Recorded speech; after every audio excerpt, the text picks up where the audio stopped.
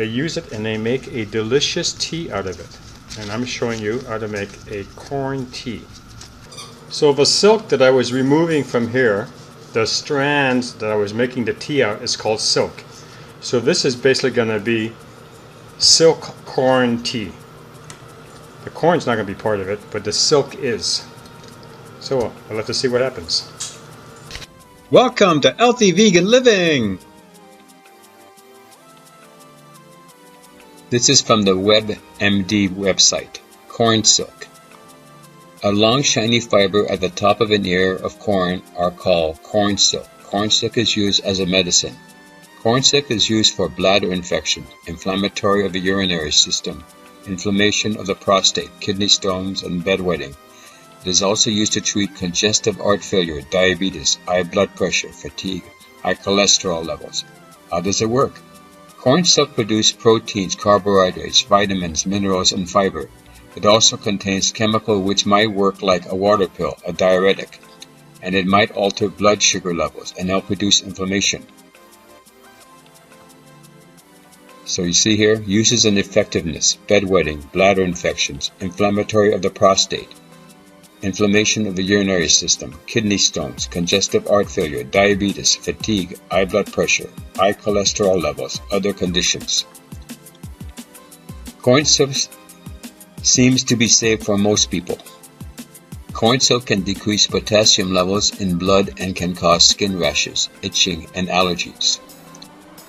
Special precautions in mourning, pregnancy and breastfeeding, diabetes, high blood pressure and low blood pressure, blood levels of potassiums that are too low, corn allergies. Interactions. Moderate interactions. Be cautious with this combination. Medication for diabetes, interact with corn silk. Medication for high blood pressure, interact with corn silk. Medications for cortisoids, interact with corn silk. Warfarin, interact with corn silk. Water pills, interact with corn silk. Dosing. The appropriate dose of corn silk depends on several factors such as the user's age, health, and several other conditions. At this time, there is not enough scientific information to determine an appropriate range of dose for corn silk.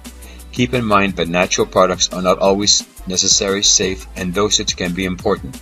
Be sure to follow the relevant directions on product labels and consult your pharmacist or physician, that's your doctor, or any other healthcare professional before using. Thank you.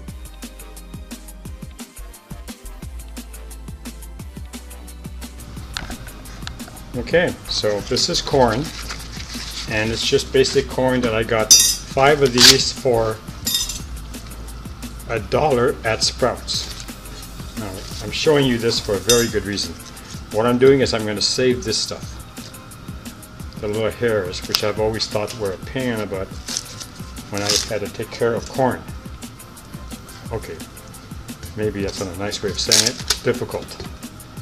I'm not going to use this brown stuff here on top. I'm going to take a pair of scissors and slip that off. What we're going to use is just the green from the corn, these hairs. Okay, so there's nothing left in there. Just making sure that I have hold of it. I do. And we're just going to use this right here. Now how she does it, which is a little different, she boils the water in her microwave and she makes her tea. So we're going to test that. We're going to use Vincent van Gogh. This is one of my favorite mugs. We're going to stuff this right like that in there. Okay, so here I have the water with this fuzz in it. I'm really tempted to put kumquats in it, but I'm not going to do that. We're going to go through, and I'm going to put this in the microwave to warm up the water and see if I can emulate the drink that she was telling me about.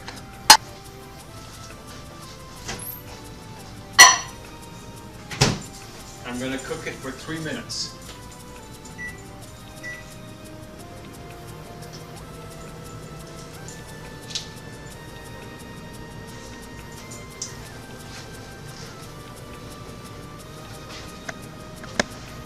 Over here is TJ, and over here is Star. not that I haven't fed them, but they want my food. Doesn't matter if it's corn tea or whether it's something like maybe some corn.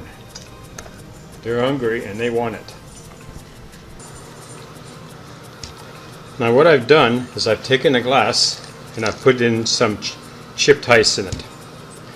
And I'm going to strain this tea through the strainer.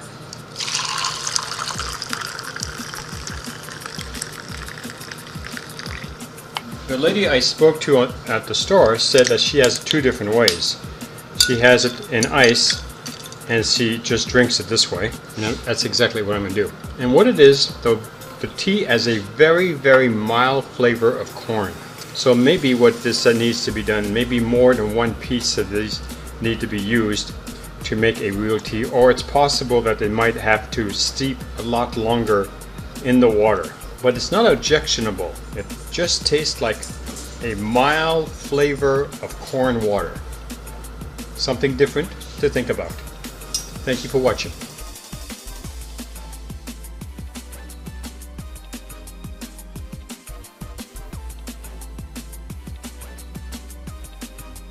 If you like this channel, please subscribe.